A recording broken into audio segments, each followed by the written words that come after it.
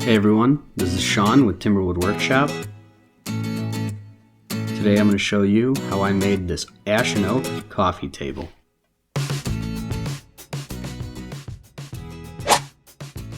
This project starts like any other by taking rough lumber and cutting it down to rough dimension.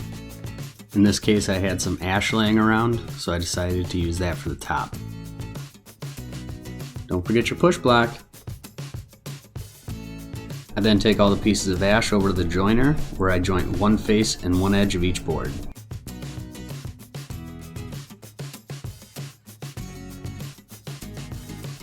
I think I need to make some sort of a cart to hold my joiner. After all the boards are jointed, I take them over to the planer to surface the other face. This planer seems to move around a lot on this melamine top. Maybe I'll make a cart that holds the joiner and the planer. A man can dream. Anyway, next I turn on the table saw and set the depth of the blade. And then I set the fence to 5.5 inches. Then using the side I just jointed up against the fence, I cut all the boards to the same 5.5 inch width.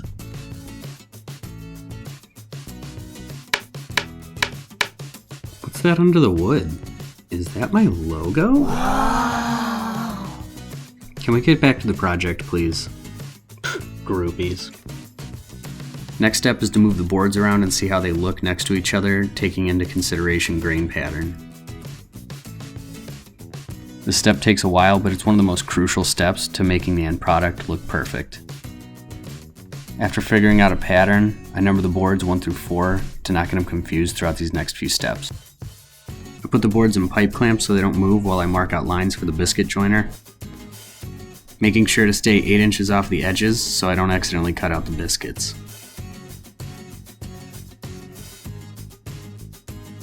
Look at that, I didn't forget to record the biscuit joining this time. The next step's glue up. For this I prefer to use Type-On 2.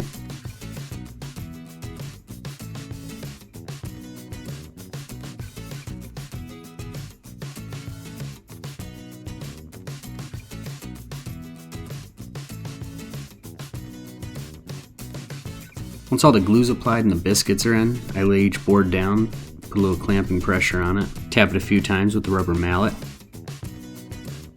Then I add the top 2 clamps to keep it from bowing up. And voila!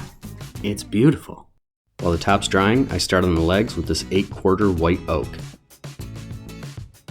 Back to the miter station where I cut the board to length.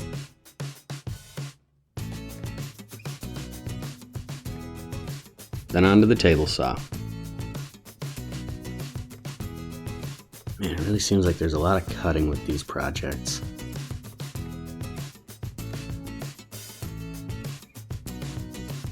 When it's all said and done, I got a stack of wood like this. That I have to take right back to the table saw. For the joinery on the legs, I'm doing a combination of cross laps and rabbets. Different kind of rabbit, silly. This is E.T., not I.T.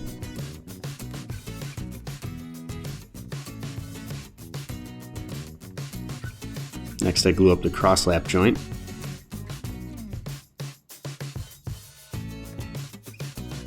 Making sure I hit every last little bit with glue. Of course I have to block the camera at least once in this video.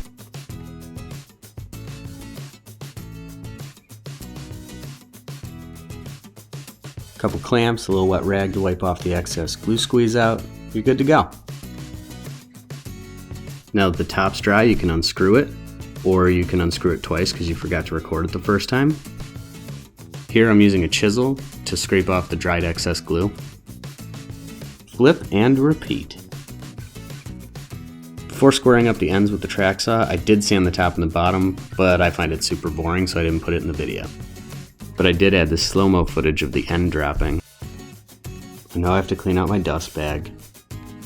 And now that you're done scolding me for poor shop cleanliness, watch me take the clamps off the base. Now, I know you're watching this saying, Sean, Why are you attaching the legs to the top with pocket hole screws?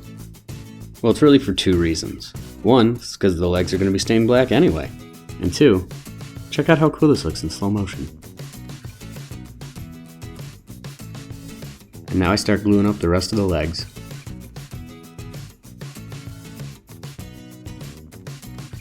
Right up until...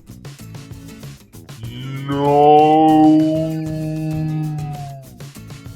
My wife says I tend to be a little dramatic sometimes.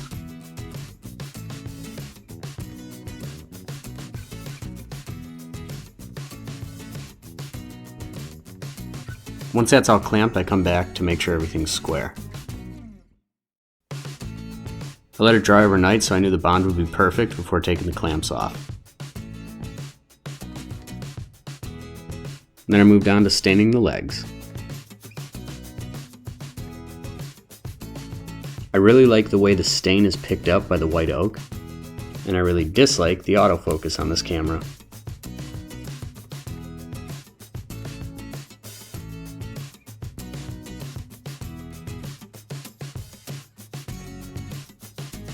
While the legs dry, I prep the surface of the top for finish. For this, I hand sand with 220 grit and wipe down any excess dust with mineral spirits. This video isn't sponsored, but for the finish, I use General Finishes High Performance Satin. I just really like the dry time and the way that it lays down. There's more than one way to skin a cat, and there's more than one way to apply finish to a top. My preferred method is pouring it out, moving it around with a Bondo spreader, and hitting it with a 10-inch buffer.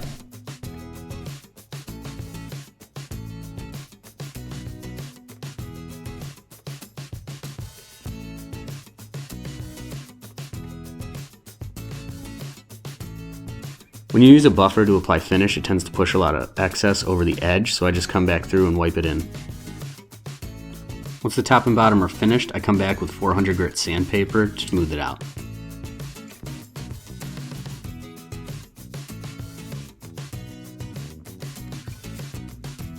Once it's smooth, I use a microfiber rag to remove the dust, but I don't put mineral spirits on it this time. And then it's time for the second coat.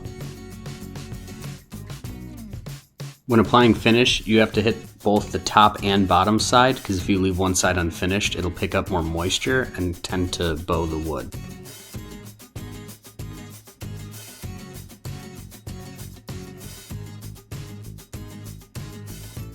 Now that everything's dry, I get to put the legs on and figure out where I want to put them.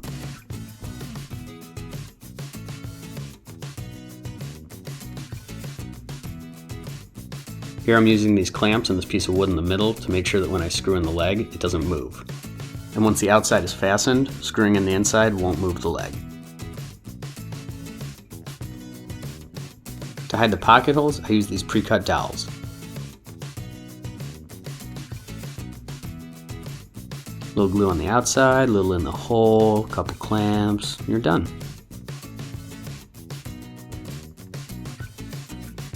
Once the dowels are dried, I come back with my orbital sander to flush up the excess. After sanding, I had to go through and restain, but I didn't film that because you already saw it.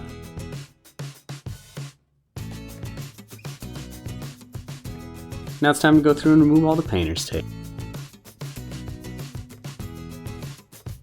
I hope you find pulling off this last piece as satisfying as I did.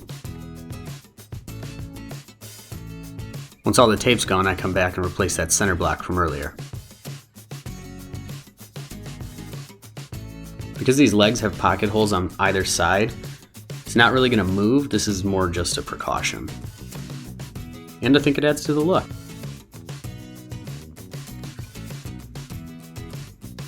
While the glue dries, I start applying finish to the rest of the legs.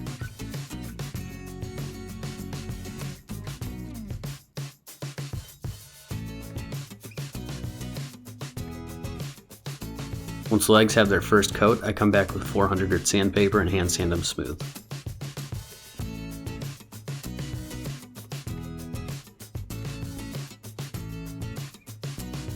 After wiping off any excess dust, it's on to the last coat for the legs, which is the final step before it's done.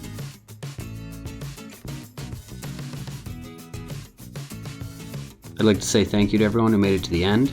As always, please like this video, subscribe to the channel. I'm going to try and put out new content about every 2 weeks. So what better reason do you need to subscribe?